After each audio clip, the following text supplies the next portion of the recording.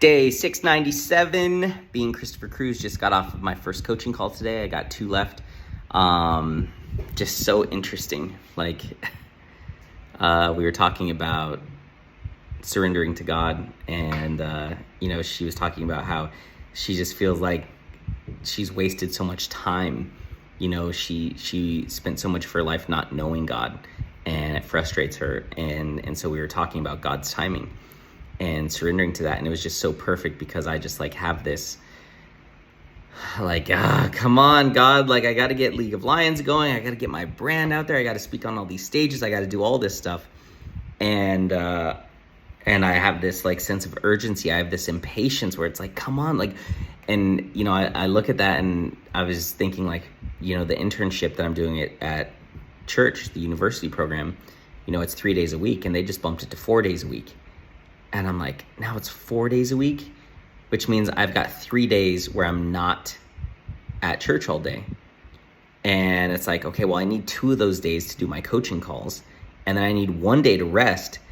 So it's okay, so God, when am I going to work on my business? And I'm just and I was telling her about this, and I'm this is where I just have to surrender. I just have to trust, and I have to surrender. And it's my plan is to already have all this launched, and I have 50 people in League of Lions, and I'm traveling around speaking on stages. And God's plan is to have me at church 4 days a week, leading a team with setting up tables and sweeping floors. And I'm just and so it was just so funny. It was so funny to see the impatience in her, knowing that it's also the same thing that I struggle with. And so as I'm coaching her, I'm coaching me.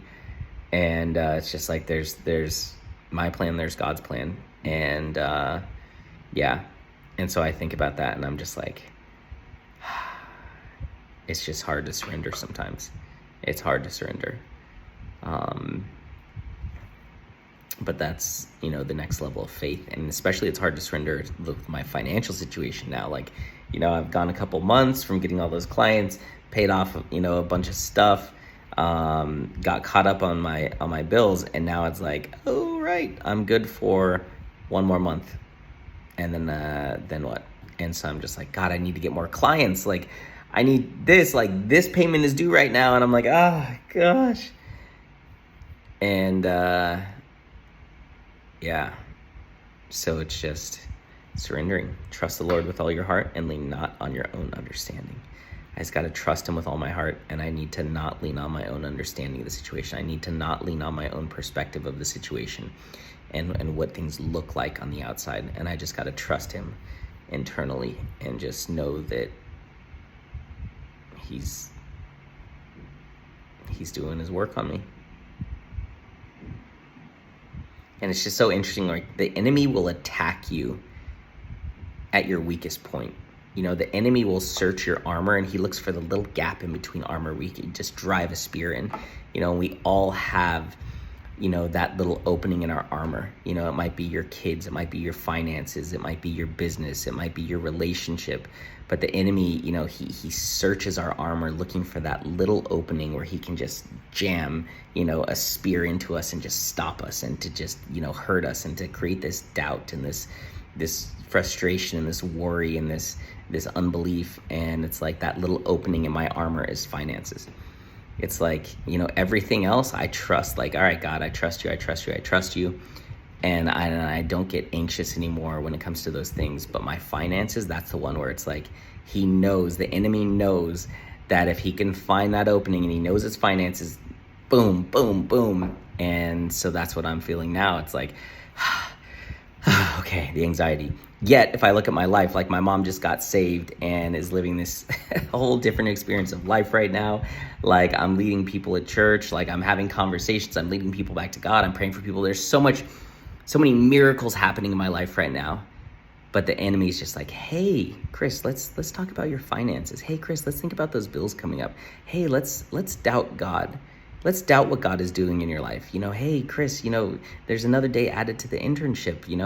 That's 4 days a week you're at church. No, you got to stop that. You're not getting paid for that. You got to go out there, make money, build your business, do all of this.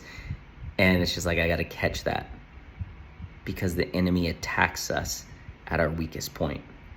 The enemy attacks us at our weakest point, and our weakest point is the point that gives us anxiety. It's the thing in our life that most easily gives us anxiety. It's the thing in our life that most easily throws us off our track, throws us off our path.